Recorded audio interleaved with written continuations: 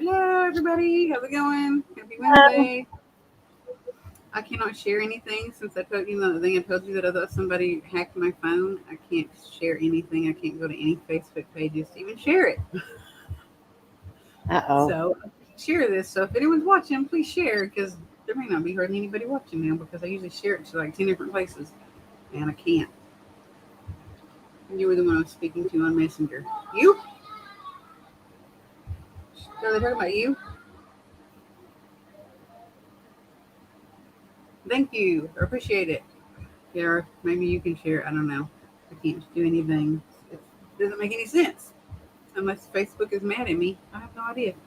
So we're going to talk about several different subjects tonight. We're going to talk about the Idaho 4, some updates in that case, and some even more recent updates in new news of another case that's in Pennsylvania that probably doesn't have anything to do with this case, the Idaho 4 case, but it could, the people that are involved could be linked, could have something that comes out in the wash after it's over.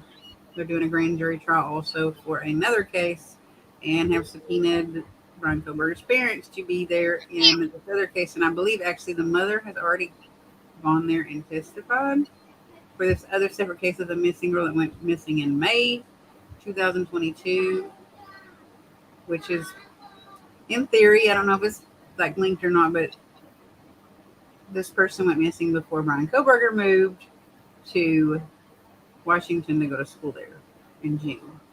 I wonder if that is one of the IDs that they found. Everyone was saying that, which how we're not going to know unless someone puts out there that it was. You know what I mean? Like unless they let us know the information, we're not going to know it. We do know that there were IDs and that they were looking into those. We know that. Yeah. So that being said, why would they subpoena his parents to court? They said he had a very strong alibi, rock solid alibi for the night that that girl went missing. So I'm thinking if they're subpoenaing his parents to go to court for this, then that must be his alibi. They must be his alibi. That's the only thing that could make sense to me.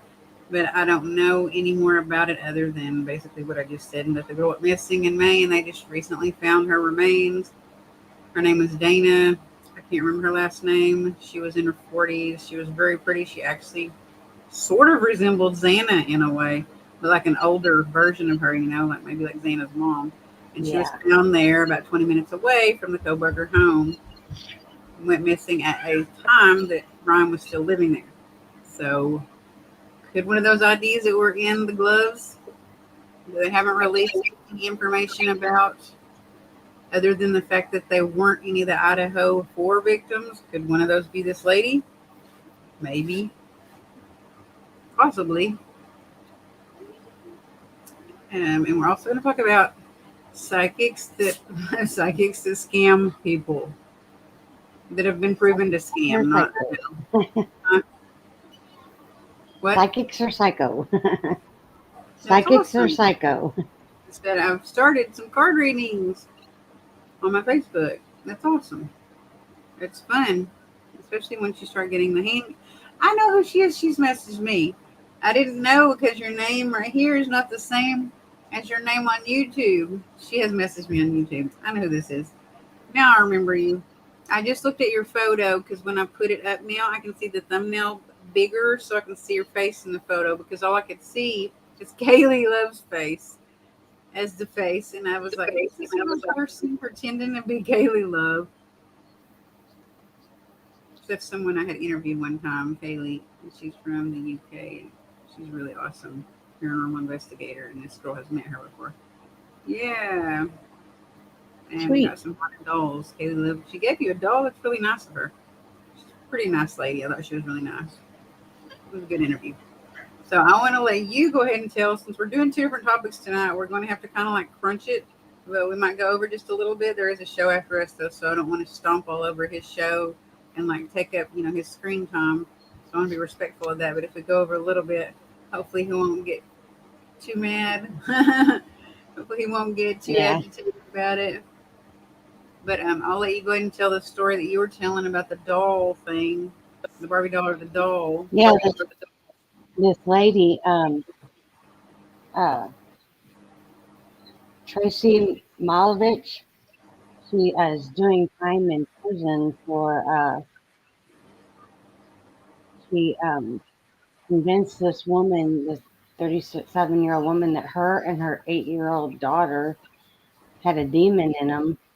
And she took over $70,000, wanted $70,000 from them, from this woman. Um, so the woman had to take out a loan and borrow from friends and family and put this demon in a Barbie doll. And she said if she didn't get this money, that they would their souls would go to hell. Oh my gosh. And the That's woman's what the husband video finally that I sent you, or that I watched earlier, that's what it said that they do. The ones that are scammers, they'll give you a bad result that's going to happen if you do not give them this money and let them yeah, fix this and she told diagnosed him, problem that they're telling you you're having. yeah, she told him, don't tell anybody, because the demon will hear it. He will hear you, and so she couldn't. She threatened her that she could not tell anyone, and the price kept going up and up and up, and then because the charms or the stuff that she would give her, she said wasn't working, and it got up to be like over $69,000, and got up to $70,000, and finally she told her husband what was going on, and the husband contacted the authorities, and the woman was arrested, and she's doing like 15 years in prison That's because she had crazy. other It's a victims lot too. of money. Yeah, I'm familiar with that. I have the same thing. I've always had the same thing. I actually really struggled with it very much when I was a younger, like a teenager. I struggled with it a lot because I didn't know what it was, and I thought that I had like some kind of chronic problem, and like like the depression that was just like physically showing up in my body because I would feel other people's feelings, and I didn't know what it was. So I really, actually, at one point didn't want to live anymore because I didn't know how to filter it out, I guess, or get it out of you, or like let it go through you, I guess, and not hold on to it. And it was just like so overwhelming. So that's crazy. That's so much money. That's just like crazy. Depending on when that was, though, you could pay a car off and part of a house, or maybe buy a house. It's just so much money. That's insane. Did you say if they got her convicted of fraud or of whatever you would convict someone of in that case? Yeah, I believe she got like 14 or 15 years. Yeah, because there was another case I watched today, and there was a woman that took a lot of money from some man and said he was going to make this ex of his fall in love with him immediately if she gave him like so much money, and then did exactly what she told him to do. And her first price was $500, and but it kept going up from there because she had to like sell him all these trinkets or talismans and stuff like that, and it just kept going up and up and up, like in the thousands or something. And then there was a detective that was undercover that went in to get a reading from her, and somehow proved that she was a fraud and that she had done that to this guy, and she got convicted. She went to jail. I don't know how long. Something banged Yeah, them. I think I seen that one too. It was crazy. I was just like, wow. And so, like being having the multiple different topics, I don't want to go like back and forth like a yo-yo. Hopefully, the people can keep up. But there's 4 people watching right now. If you're watching, there's 4 people watching right now. Can you please share because I have something wrong with my phone? I can't share while we're watching. I think that something happened to it. Some scammers were trying to scam me, and I kind of didn't know that that's what they were doing. And I'm afraid they hacked in my phone. So it's not working. I can't share anything out anywhere. It's weird. But my laptop's fine, and they didn't, you know, get any information from there, which unless it's, in my cloud, linked in my cloud. There was a couple of different cases I pulled up on Google of different psychics that scammed people that were pretty well known. Um, there was a man that was from Tampa. He was a medium, and his name was M. Lamar Keene. He was very prominent in the 60s and the 70s and well known for his cunning charisma and sheer audacity in front of a congregation of his spiritualist church. He would enter a tranced state and appear to speak as a deceased 17-year-old Jack and ask Jack's mother, Lona, to donate thousands of dollars to the church. One day, Lona asked Jack about the secret name and he used for her. I guess he had a nickname for his mom. And so the psychic medium was stumped until he attended a gathering at their house and he feigned a headache and pretended, like he had to be excused. He pretended to rest in her bedroom and searched through her belongings and found the nickname Apollonia. So he pulled it off. He confessed he had told her, I guess, that he knew, and he was still Jack, and he knew, I don't know what the name that I used to call you was Apollonia, so he could prove that he was really a spirit, which he wasn't. Keene confessed to being a con man in his 1976 book called The Psychic Mafia. Jack and Lona was just one of many audacious cases he revealed in the expose, which shook the world of spiritualism so much that it led to an attempt on his life. People went after him. Oh. Yeah, so why did he... Hold on. I was reading that comment too. Visit lots of places. I'm heading to a club castle on the weekend. Everything castle. Can't wait. That ought to be cool. We should put some photos out. I'll look at them.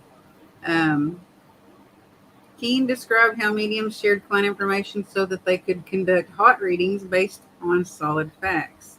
So that they basically collected information on people that they already knew and acted like they didn't know, and they used that to give the readings to convince people that they were a medium.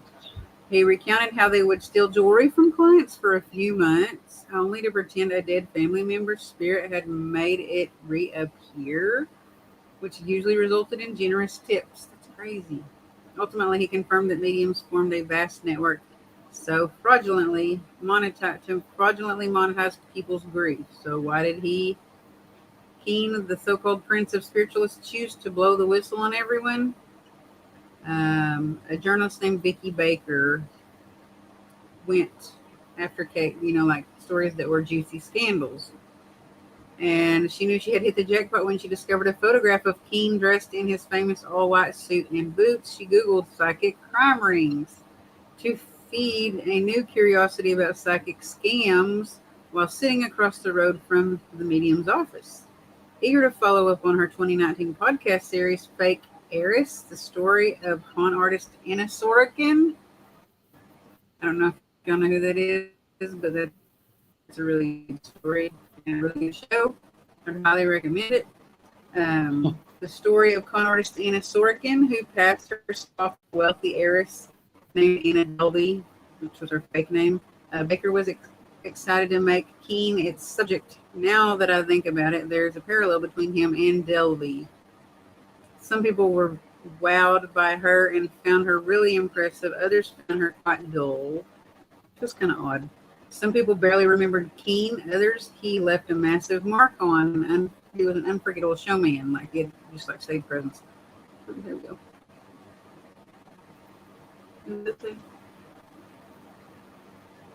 I'm watching this tomorrow. It's 2:14 for me.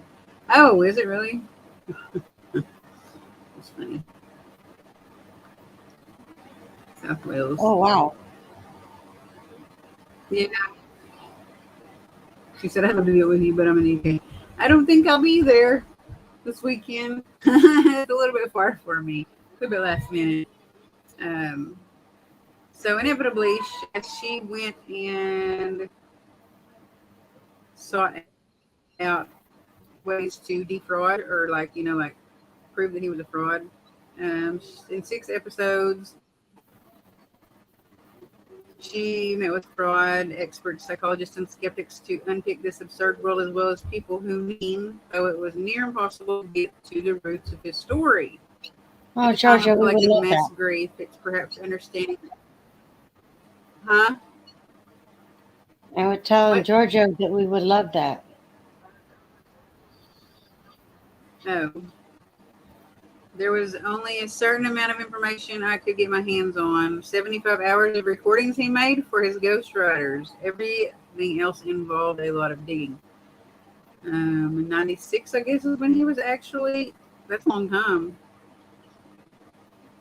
So from the 70s until the 90s, that's a long time. The book starts when is in his 20s, and the guys who interviewed him were more interested in pressing him on other people in the industry, whereas I would have asked more about, well, him.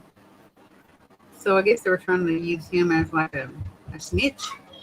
Baker sent a lot of unanswered emails before her best lead connected with her Keen's half sister, who filled in the wild details about why he had severed ties with his family. Anyways, I'm not going to read everything. He quickly realized Raoul, I guess that was his partner in crime in the medium world, was an open-eyed medium, fully aware that he could not contact the dead. So I guess he thought he was going to get told on. After becoming certified as a reverend and opening his own church, Keene attended the popular spiritualism center Camp Chesterfield in Indiana. Researching this camp many years later, Baker made an exciting discovery. Baker found out about Mabel Ripple, who ran Camp Chesterfield, where desperately guests paid to mingle with mediums and attend seances to try to contact their lost loved ones. Baker describes the Riffle person who died in 61 as a matriarch of mediums. The fact there was a holiday camp for spiritualists made me so curious to explore more, and her cousin Ethel even set up a rival camp. You could do a whole other podcast on that. That's kind of cool to look that up. In 1960, another expose used infrared cameras that revealed the figures who materials seances to be humans entering the room through a side door. That's crazy.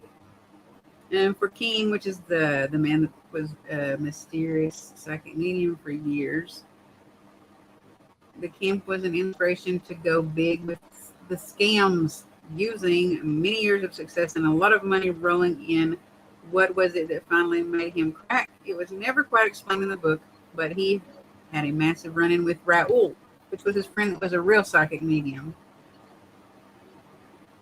Jealousy and accusations on both sides. There were rivals. He described it as the biggest showdown in all of my medium career, so that's the argument that caused him to sever ties. It's unlikely Keen revealed the slippery secrets of his trade for moral reasons, yet she was shocked how his life turned out. After the assassination attempts on his life, he changed his identity and devoted his life to good deeds. Interesting. I could never have predicted it. I found myself in a completely different world. People who knew him then did not even know he was a previous psychic. Isn't that crazy? So he just kind of buried that. But that's one case of a person that was defrauded for being a false medium or fake medium just because they wanted to capitalize on people's needs or, like woes or grief, and they wanted to make money off of it, which is really sad.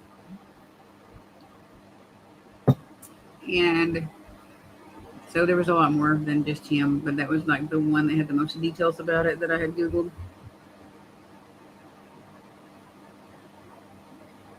And since my phone's not working, I already had that pulled up, so it brought that up, but it won't bring up anything new. So I would like to learn more about numerology and like us to do a show about numerology, explaining some more about it. But I I myself would need to learn a too, little bit because more about it. But I think that I keep seeing the same numbers over and I think over that it could be again. valuable. Yeah, I always have, and it's really weird, and people think you're crazy if you don't have anything to back it up. You know what I mean? They're just like, no, you're just seeing that, or you're just saying that, or you're just weird, or you're just assuming something based off of nothing. That's what someone said to me, and I'm like, no, I'm not No, really. I know that there's synchronicity, and I know there's coincidence. Huh? no, every day. Every day Yeah, I'll see and 11, it can't just 11, happen every day. 12, 12, 12:34. And Mm-hmm. it's like Something makes me look at the clock at that time every day. Yeah. It's weird. 1, 2, 3, 4. That's weird. 1, 2, 3, 4. Yeah. Mine is 8 and 7, 8:17, and mine is 11:22 and 11:21. And it's been like that for a couple of months now. Before that, for like 2 years, it was 8:17 everywhere. Movies, billboards, like things I'd hear on the radio or something like that. If you're wondering what's coming through your phone, it's me. Or it's 111, or it's 222, or it's 333.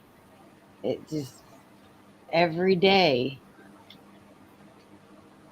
Yeah. Um, but since I started, like the first day that I started watching anything to do with the Idaho case, which was not that long ago, it had been going on for months, and I didn't even know a thing about it. I barely knew the guy's name, Brian Koberger, and that is it. I didn't know anybody else's names. I didn't know what happened. I didn't know where it happened. I knew nothing. No, Except, didn't I tell you about it? no, I just started watching it for some reason. I think something just weird happened, and I just saw it or something. No, you didn't tell me about it, because remember, I didn't know you were watching it. When you tell me that and that you Oh, had been that's right. watching it with your mom the whole time, I was like, oh, I didn't know that. Yeah. Yeah. I don't remember what happened the day that I started watching. I think I was actually in a lobby at my son's therapy, and it popped up on YouTube, and I just watched what was on there, because sometimes I'll sit out there and it's not really silent, and I have to, either fall asleep and take a nap Yeah. or watch something on YouTube for 2 hours. Yeah, because I told you I'd been watching it.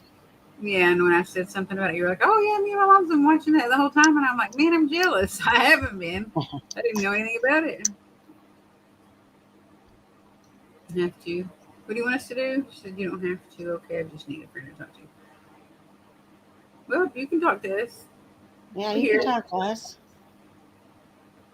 Um, but yeah, I just started watching it, and then I started seeing it like this whole world of like people that were like, basically, I'm just gonna say it like it is because I don't BS. People that are obsessed with it. I ain't gonna Oh, lie.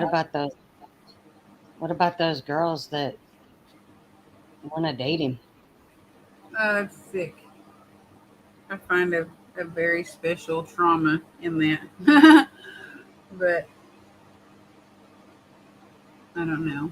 Because I can be like the most forgiving person and I can empathize with anybody. That doesn't matter if someone came up and slapped me in the face, even if my immediate reaction is to fight or flight, then eventually I will cool off and I will forgive the biggest of villains. But in this case, that doesn't mean that I'm going to be like, hey, you just stabbed 4 people in cold blood and took their young lives away from all of their family. I think that's just so attractive. I want to marry you. Nope, it's not going to happen. Sorry. And I've also done the research to see that the other serial killers that have had fans and fan clubs and women that adorned and worshiped them, it did not work out. It did not work out. One of them was murdered herself, I know.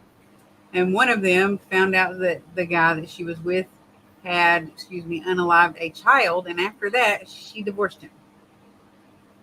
And then there's another couple that went to jail together. And while they were in jail, the woman divorced the guy because she found out all these other cases came out and he confessed all these other things and that he had done this for years.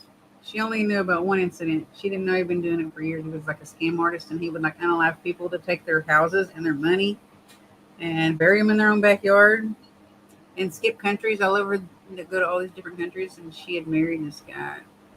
And yeah, I didn't know any of that until he finally got caught. What's his name? What's his name? Anyways, that's another topic for another day.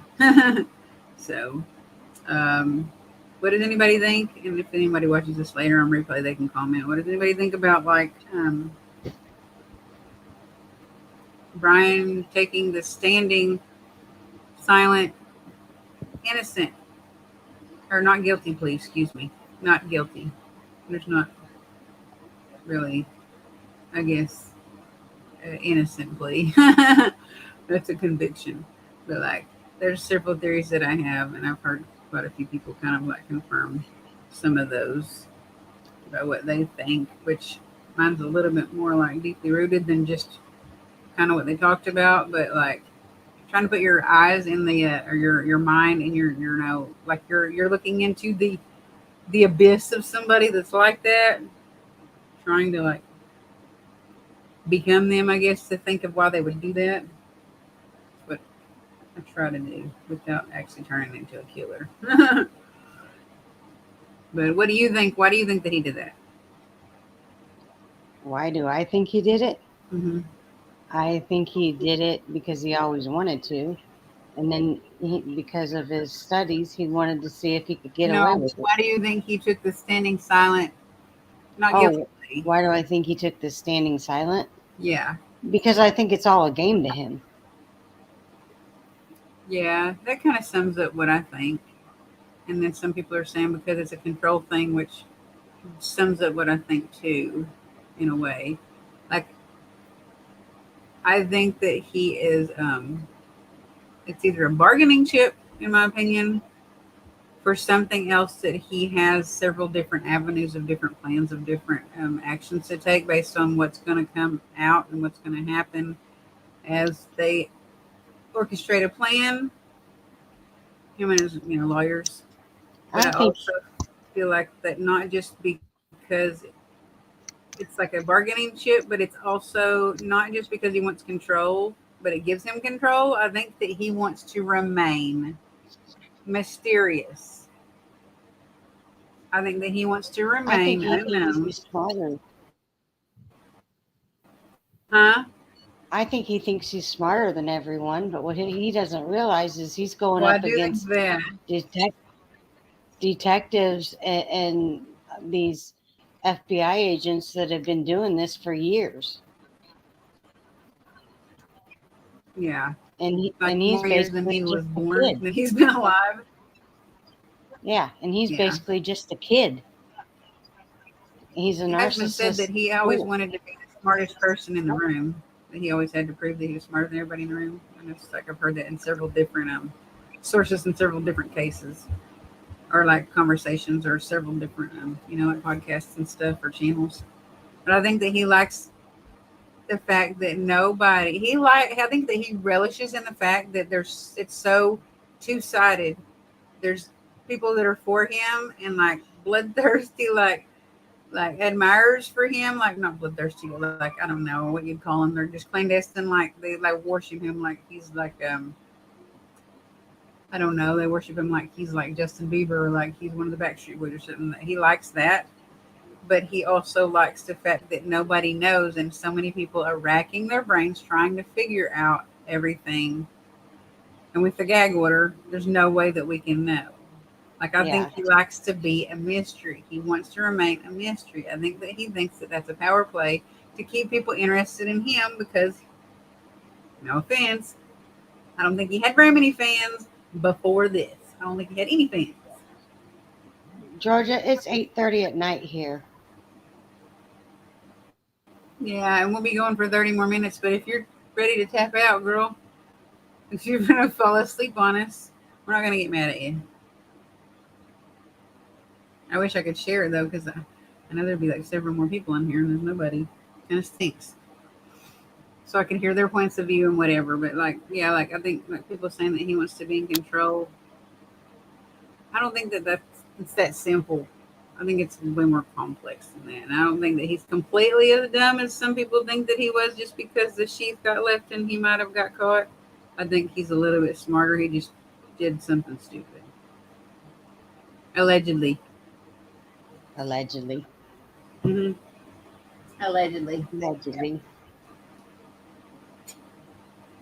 So, and but then my other theory is kind of that like it's a power play or a bargaining chip for later because some other stuff he knows is going to end up coming out with some of the other people's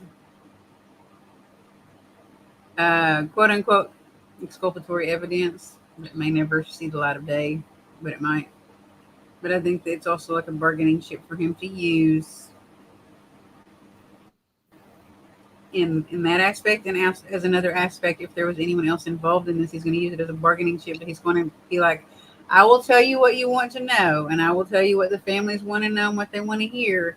If you will let me, in the event he had an accomplice, if you will let me throw this person under the bus and you will give me some kind of lesser sentence or take the death penalty off the table.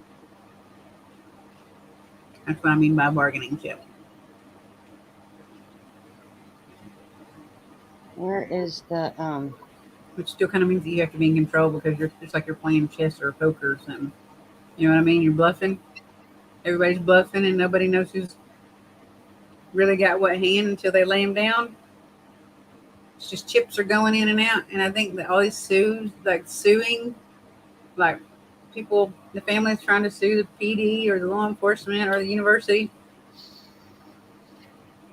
I think that I can understand a lot of reasons why they might be doing that, but I also think that that's kind of like you'll see this happen on this side, and you'll see this happen on this side, and you'll see this happen on this side, and you'll see this happen on this side. But I will say on the defensive side, they've kind of slowed down because I think that they're kind of like losing momentum or their power. They're playing silent, like they're making their moves silently. You know what I'm saying? mhm. Because that's how you win. But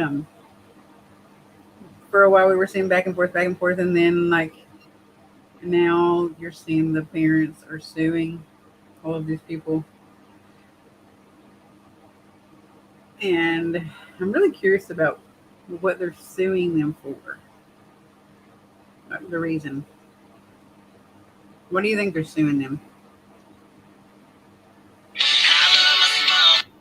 That I'm trying to look to where I can share it out. I'm not Oh, letting. okay. Like I know that the actions and keeping on like gouging might like put some pressure on some people to let go of the gag order and to like take that wall down for them. I feel like that could be a logical reason why that they're suing, but I think that there's more to it because they're suing the university, not just law enforcement. So there has to be, more meat, some meat with the potatoes, not just potatoes. There's got to be some other things on the plate there that they're wanting to sue for, or that they're hoping to gain, or like reaching for by doing this.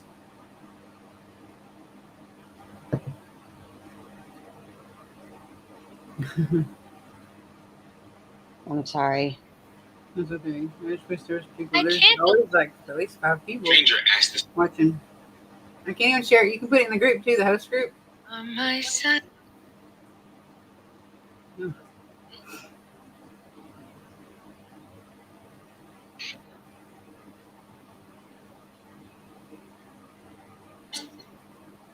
So, well, I could pull up the other stuff and screen share. Let's do that. I'm going to share something on the screen. And even though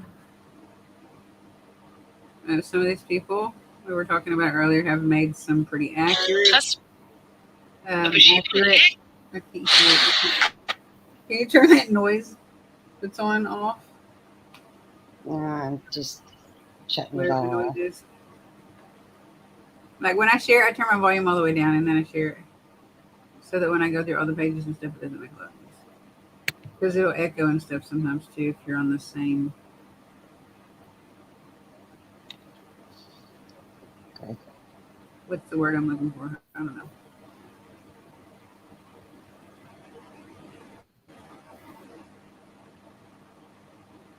I don't think we'll be going over. We don't have anybody to talk to.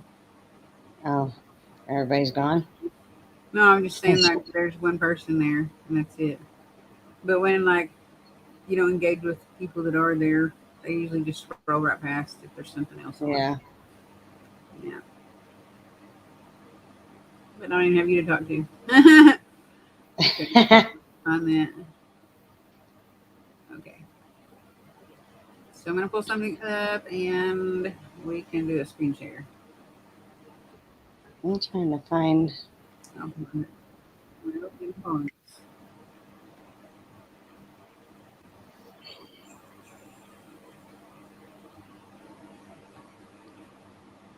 Share the screen. Facebook Messenger. Actually, that's what I want. Share. Can you see this? Yeah. Okay. I was off of it for a second, so let's get past. But the jargon makes me feel alone and in the dark. State Farm, we're there for your what ifs. Great. Like a good neighbor, State Farm is there. Call or click to get a quote today. The crystal reading, This is the woman. it's only a few dollars more than the tarot cards. Okay, it's $85. But when I tell you something is good, Right. it's very good. You got power? I've been a spiritual healer all my life. Mm. Okay, I could find out everything. Bob says this is how most psychic scammers start, and Christine's case is no different.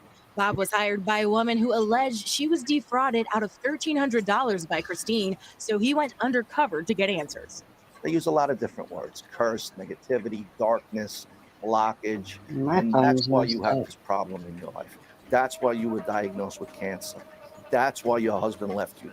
Almost exactly what Christine told Bob in his undercover investigation. I see the negative force. Your spirit, your soul is very damaged. So the psychic gives the person false hope, and then they tell the person that they and they alone can remove this curse. John, you need spiritual cleansing. Do you want me to help you to bring her back to you? You do that? 100%. You can bring her back Yes, I and can. be with me. Yes, I can. I can bring her back. That's not the problem, John. Right. If you have faith and do what I tell you to do, the sooner I start this work, John, the sooner you start to see results.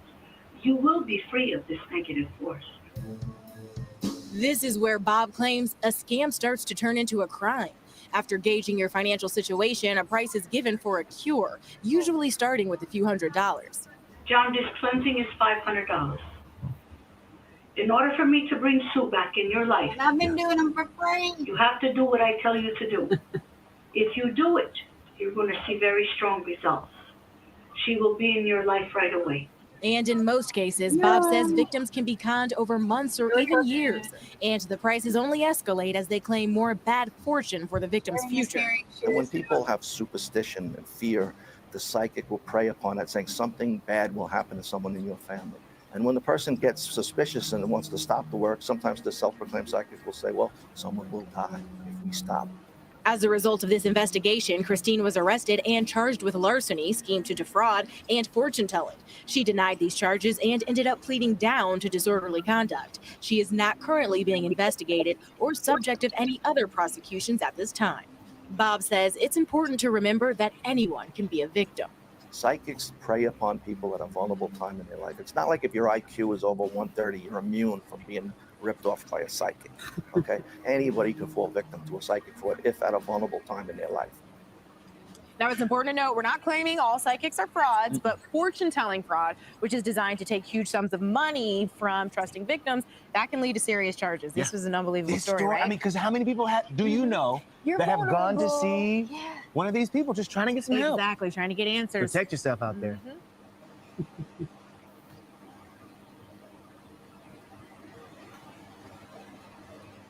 So that was just one video I had watched or whatever.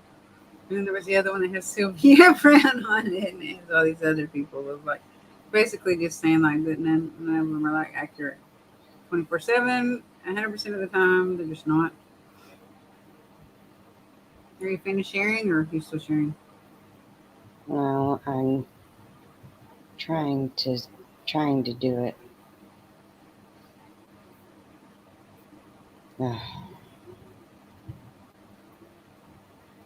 No, my phone is all messed up. Yeah. I just share it to the group. Did you share it to the group? Mm-mm. I can't even do that because I can't even copy and paste it unless I do it right here. But then I'm not talking, and then nobody's talking, and then people are this down at our devices and said. You go ahead and try to share it, and I will just You can talk about what you saw today. Talk about the video that you saw today, but we could probably like copy and paste it and put it in the comments. That way people can actually see what you're talking about later. Okay, killers don't get caught, and you're making yourself targets along with your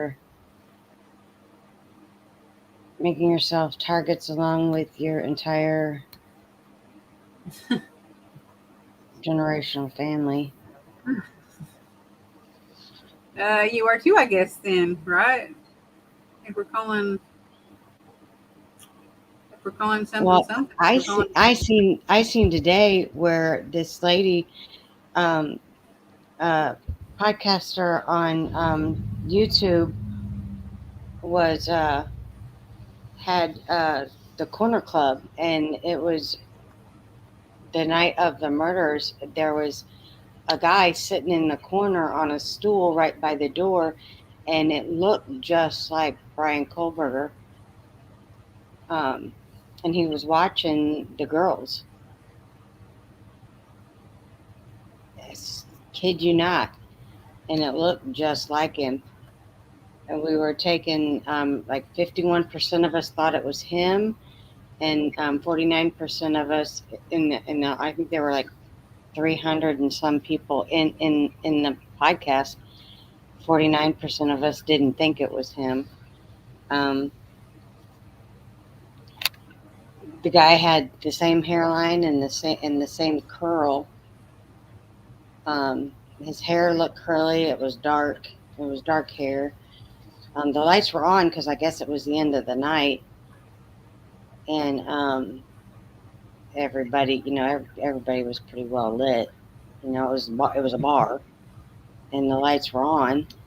And then at the grub truck, there was you could see where Maddie and Kaylee were standing up at the window, and you could see Kaylee slamming her hand on the. They noticed a car pull up, and you can see where Kaylee slams her hand on the.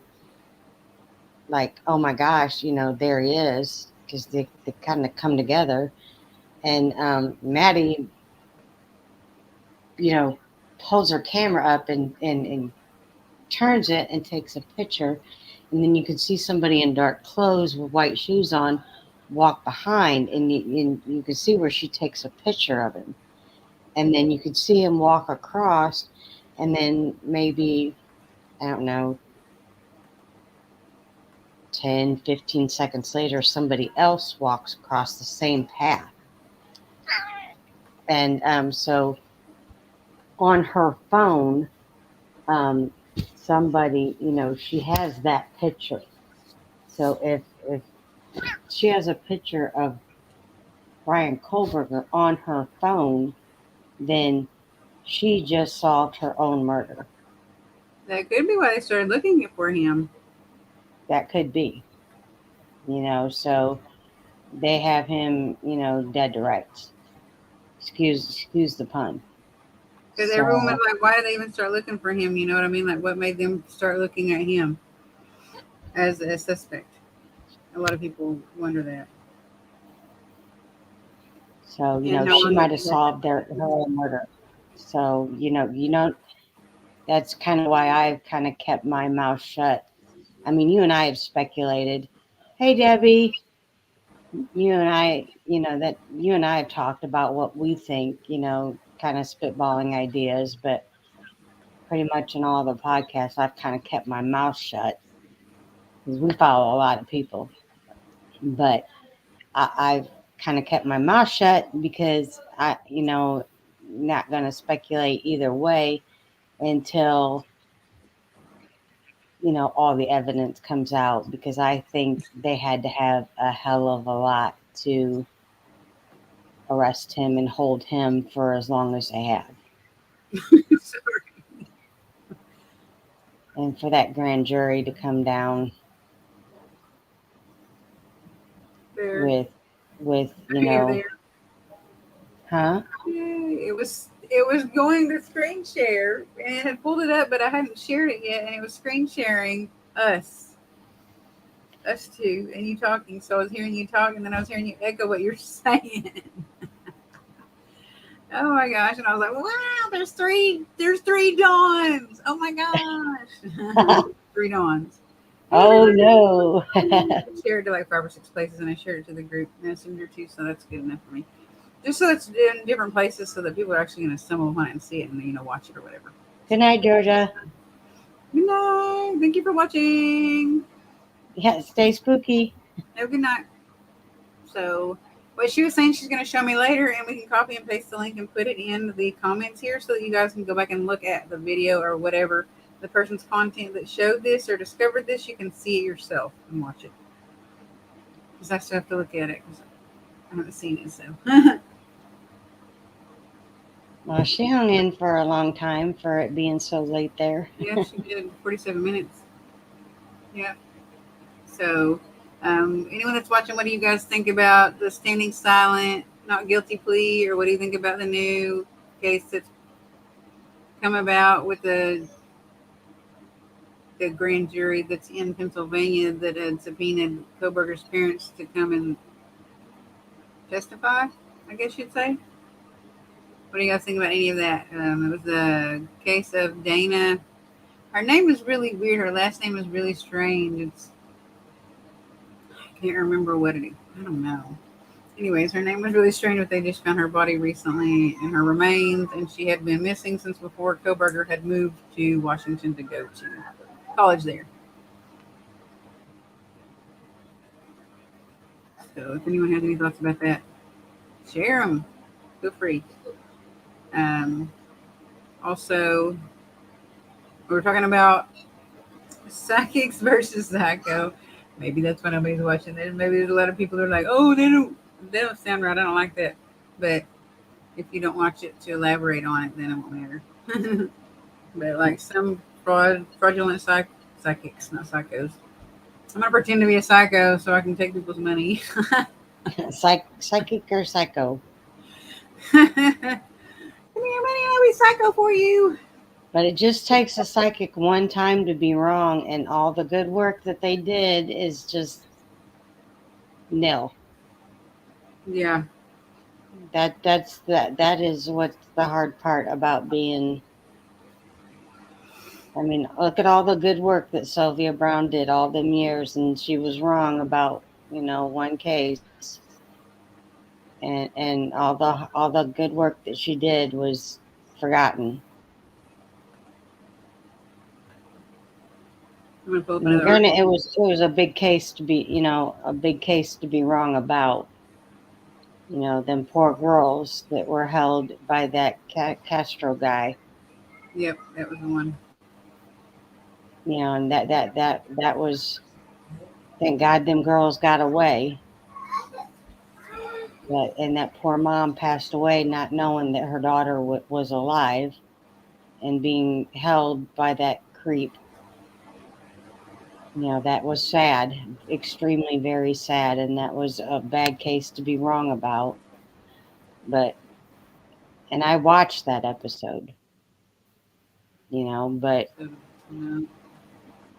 on Montel Williams, but to be wrong one time and all the good work that she's done all them years,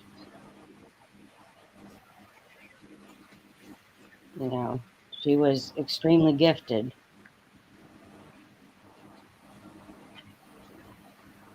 But psychics can be wrong too.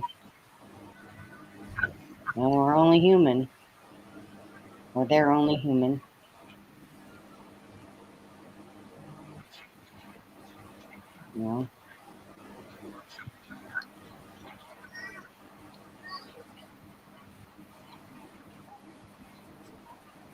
That's sad.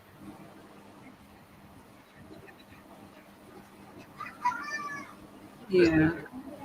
I was trying to find, that was Dateline, like the whole entire Dateline show. Wouldn't have time for that one. It's like an hour and 18 minutes or something, like an hour and 20 minutes. I was going to post it on here so people could watch it, but yeah, we don't have time for that. I thought I had sent something else to myself about like another case of fraudulent psychics or mediums or something like that. I don't see it at all. Yeah, anything you can find on Google. if they want to watch it, they can look it up on Google. Yeah. Well, if anybody wants to link to the Dateline, if you haven't seen it, tell me and I'll put it in the comments so you can watch the full episode. Got it.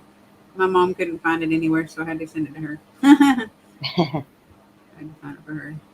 She doesn't have a way to watch it, so she was like, I can't do this. I can't watch it. I can't find it anywhere. And I don't have, she's like, I tried to download the NBC app and it wouldn't even let me log into it. So, because you can download the NBC app and it's supposed to give you like 3 free streams or something like that. Either 3 free streams or 3 free hours of streaming. And so when you make the account, it's a free account as long as you don't, go over those 3 free streams or 3 free hours, one or the other, and you can watch it for free.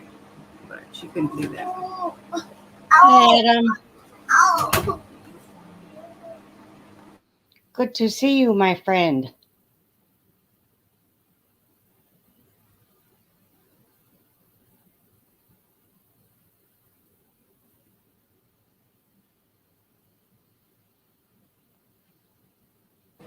I'm muted for a reason.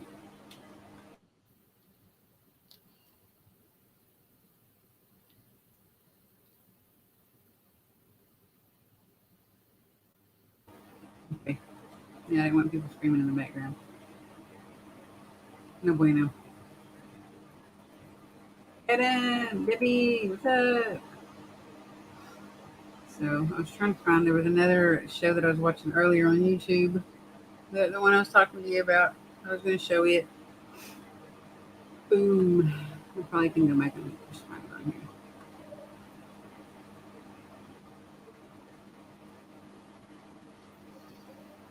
There's actually a lot of stuff. If you just type in psychic fraud trials, a lot of them.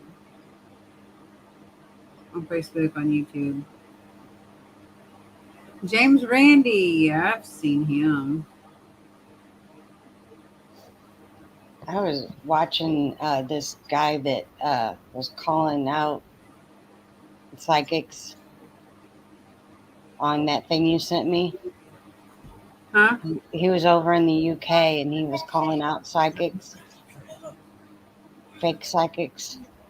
He was? He was following a real psychic, but he was trying to call him out. Mm-hmm. But he was real. It was strange. And not all psychics are 100% right all the time.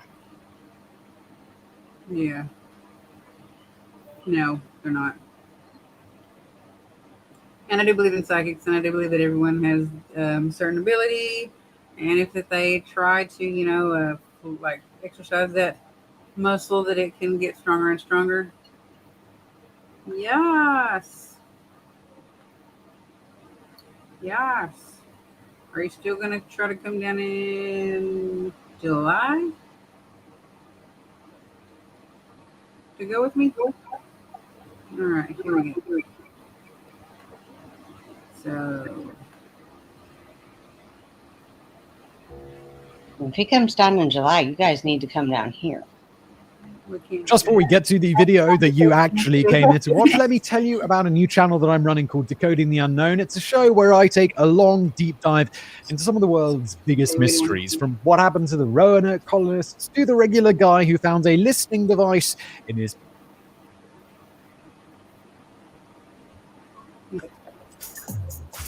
There we go.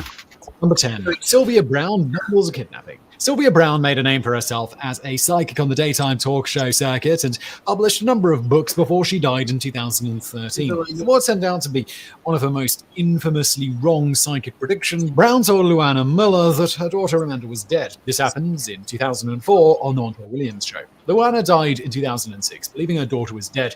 In 2013, Amanda Berry was rescued from the home of Ariel Castro, along with 2 other women where she'd been held captive for a decade. After she escaped, she revealed that Castro had left a TV on for the women to watch during the day. In 2004, she'd seen the episode of Montel Williams that her mother was on, and she had to watch as a woman claiming to be a psychic, a woman she thought would finally be able to tell her mother the truth and set her free, said the exact opposite. Montel Williams later apologized to Berry, but Brown maintained that she was always right more than she was wrong, and it was good to be wrong That's something like that. Number 9. Noreen Renier fails Kimberly McAndrew. Noreen Renier has been in the psychic game for years and claims to have helped police solve over 600 crimes. One of these crimes was the disappearance of Kimberly Andrews, a 19-year-old Canadian who vanished in 1989 on her way home from work. In 1995, with no progress, Noreen Renier came in to help find her. Noreen sat down with both police and family to help locate Kimberly. Transcripts of her interviews include her saying things like, "Your sister just finally gave up on you. You're the procrastinator in the family," to Kimberly's sister when she admitted to not writing down her dreams. She offered details of Kimberly's last day and supposed demise, many of which didn't align with facts already in evidence. Even simple things like what door she left to go home from work. After sending police to 2 locations, which they searched with divers that came up empty, police told her of a suspect named Jamie who confessed. Only then did Noreen decide she had conjured up a name, someone called Jimmy. When she's told that the suspect is named James, and she was already told that, she just says, "Oh darn." They then performed a 3rd search, wasting yet more resources. No one has ever been arrested in the case. Number 8. Uri Geller exposed. One of the most famous cases of a psychic getting owned on national TV came to us thanks to the late, great Johnny Carson. Famous for bending spoons and other tricks, Uri Geller was going to show off his talents for the audience. Carson insisted on setting up the props instead of letting Geller do it.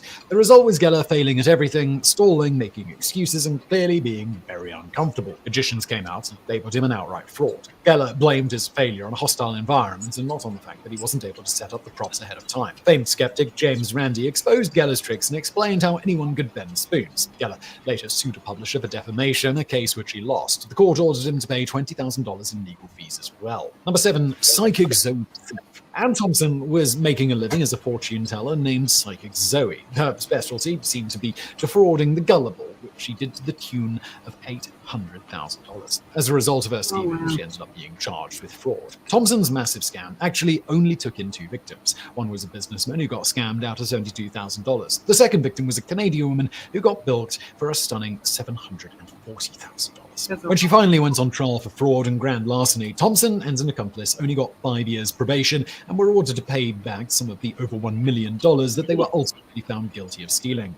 Number 6. Long Island medium Miss After Miss Live. One of the most popular psychics today is the Long Island medium Teresa Caputo. Though she's very famous and her show is edited to make her look remarkable and genuine, her live shows are not always so smooth. A writer from New Jersey went to a live show at which Caputo attempted to cold read the audience and failed again and again. She'd nail simple things like who had a father who passed, which could arguably be dozens of people in the room, and then fumble the next question trying to guess the reason why or other personal details. People have said that producers from Caputo's show interviewed them before they talked to the psychic, getting all the details ahead of time, which takes some of the wonder out of a psychic reading. Number 5. Sylvia Brown on the Sargo Mine. Sylvia Brown just couldn't help being wrong, so she's made a second appearance on the list. This time, she again follows the already familiar pattern of saying people are dead when they aren't and doing it in front of the TV cameras. The fact was, she had a long, noted history of being wrong about many things, but some stung more than others. In 2016, 13 coal miners were trapped when a mine in Sargo, West Virginia collapsed. Sylvia happened to be live on the radio when it happened, and the host alerted her as the event broke out. He told her, based on the reports that were available at the time, that the miners were all alive. Sylvia explained that she knew they would be found. In reality, all but one of the miners died. The host got the updated info and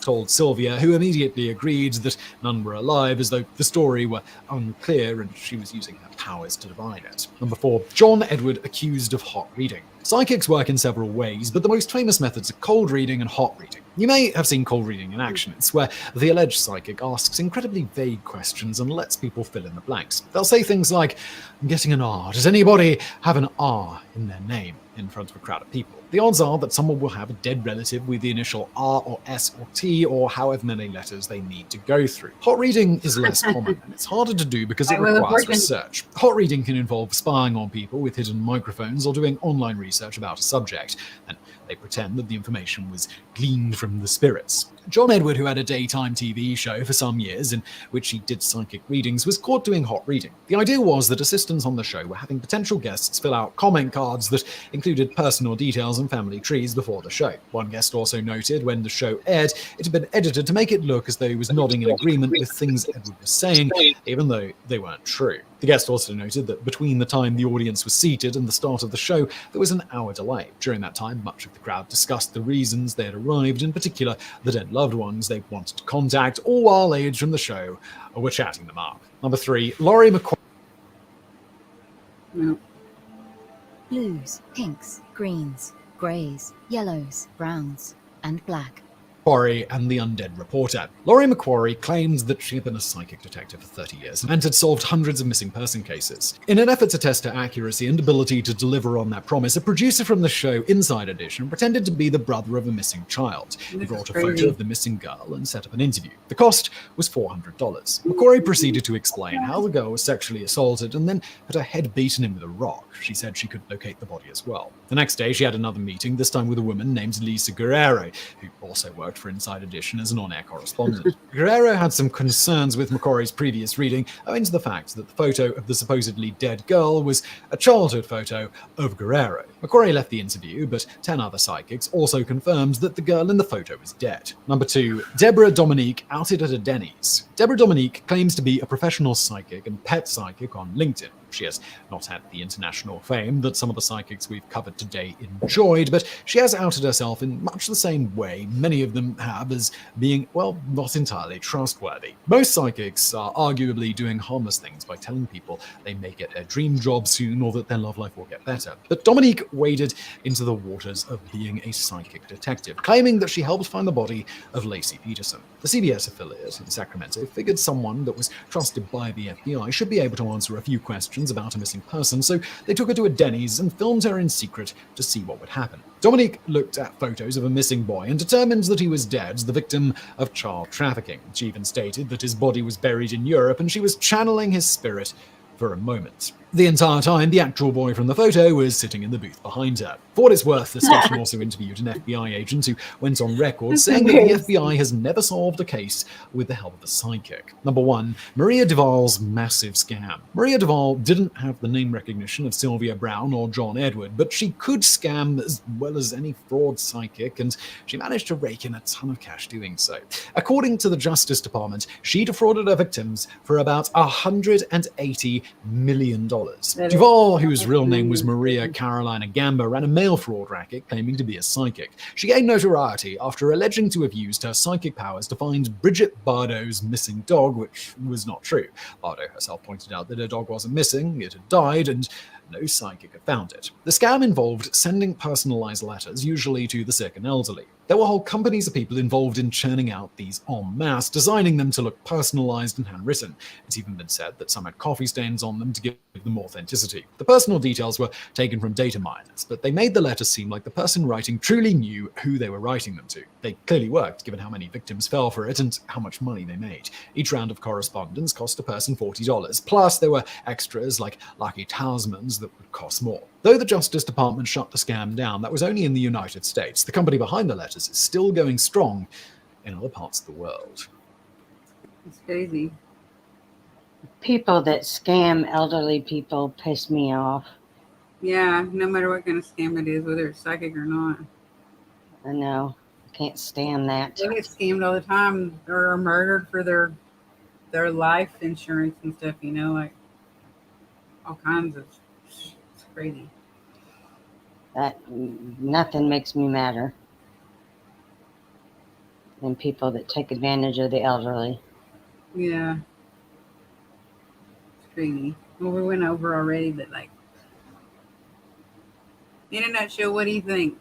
Not about this, but like, about both, about either the psychic fraud thing or why do you think, you have any thoughts about the Pennsylvania subpoena to court of Koberger's parents for their Danish remains? I think his parents are a pretty weak alibi. I mean, put me on the stand for either one of my kids, and Yeah. I was saying, just like Brian Laundrie's parents, and look now what's going on with them. The truth is coming out. yeah, We all knew all along, and everybody thought so. You know what I'm saying? Everybody said it. yeah. I mean, Everybody said that they assisted him and they went and dropped him off there. And then his mom gave him that letter that says burn after reading, and it's been kept this whole time. yeah, And that they even gave him a knife and a gun, possibly. yeah. I mean, come on. Your parents are going to be a pretty weak alibi. Yeah, her family's suing them, so but good for them. They should, for not reporting the crime and not contacting the parents and telling them. Renee! Hey! How's it going?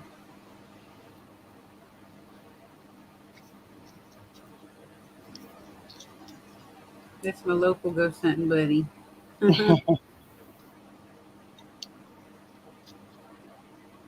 Yeah. I mean,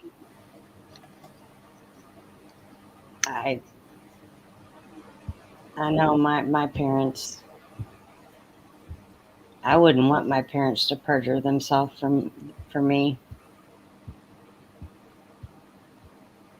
I would be more concerned in my situation because I have small children. I'd be more concerned for my kids.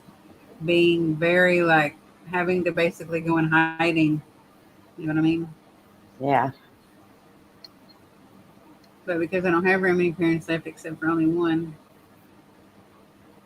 yeah, she'd have to move to a more high security facility or area. She'd have to move somewhere safer. yeah. But I don't know. I'm curious to see what comes out with that as well, and if there are any ways that they're going to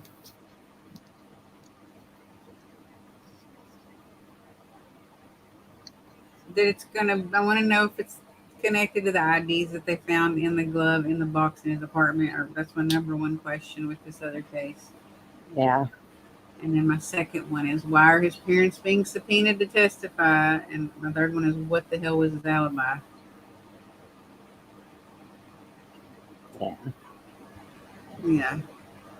Because it might just be some skeletons falling out the closet.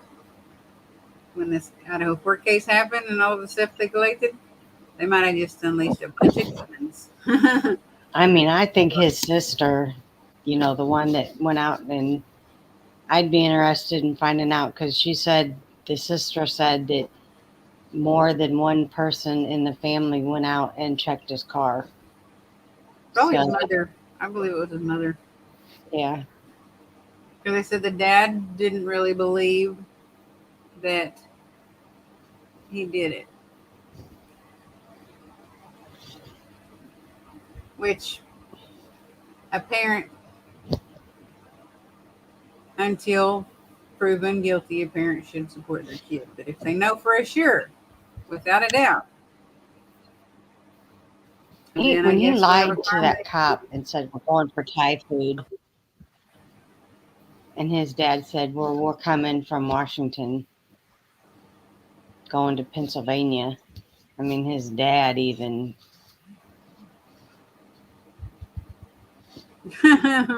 poor parents, poor them. And I saw a post where his mother had posted, it wasn't like 110% sure that it was her, but I'm sure that it was her. She said, my son's 28 years old. He's fixing to move and go to school in Washington to get his PhD in criminology or something like that. She was so excited about it. And I'm like, that is just makes my heart sad. Yeah. They were probably shocked that he was going. Yeah, and then the sister that lost her job, one of the sisters that lost her job, that she lost her profession, her career. She lost her job, and she was a social worker of some kind. Yeah. Yeah, because of this, and they didn't really give her a reason why, which it's obvious it was because of this. Yeah, that's sad. Yeah, it is. because I'm like, what? I wonder what if she has children or a mortgage. That's a lawsuit right there. Actually, that probably is. I Yeah. guarantee you that it is. I guarantee you it is. Yes. Sue their asses. She can't help that her brother is a. Koberger's sister, it's not your fault. Go sue their asses. Yes, exactly. It's not your fault what your brother did because sometimes brothers are just stupid. Trust me, I know I have a bunch of brothers. I know they stupid sometimes because I'm just like, God, where did y'all come from? Not the same tree that I was hanging on. I have a stepbrother, and believe me, sometimes I want to smack the shit out of him. If anyone has any questions or anything like that, once she sends me the video of the footage that looks like Koberger might have been sitting at the Corner Club, which I have not seen yet, Yes. or heard anything about until tonight, then we will put the link in the comments so that everyone else can come back and watch it. So don't miss out on that. Be looking for it. I have to get permission from her, but actually, I'd love to get. Something that's public. I would love to get her on this Oh, this show. Yeah, I think you may had to get permission to share her post, and I was going to say if it's public, you don't have to get permission. Well, not to send it to you, but to put it on here. Not if it's public, then there's a share button underneath it. Yeah. Not really. Legally, you don't have to get permission from her. You're not claiming any rights to it. You know what I mean? Now, if you record it and you put it on your thing and you don't say what source it came from, then you can get in trouble. Oh, okay. Especially if it's original content of any kind, or it's copyrighted, or if it has what do you call it? Like, if there's any rights to it. Okay, well, I'm just new to this, so I don't want to step on any toes or anything. Yeah. No, I'm sure that you can look and see how many times it's been shared and that it's already been shared if you look underneath it. Which is the same thing you would be doing. Sharing it, copying the link, and be sharing it to something else. If you don't want to do it, just send it to me and I'll do it. You can come after me. So, but anything that's public knowledge or that's public, that's on public here, you know what I mean? Like this, if anyone shares this, they can't get in trouble. It's public, it's not private. There's not a membership that has to be paid to watch it or anything like that. I don't have any, like LLC or any copyright rights or anything like that. So, anyways, there's no contracts that have been signed. Everybody, thanks for watching. See you later, Renee. Yeah. Have a good night. Bye. Bye. Keep it creepy.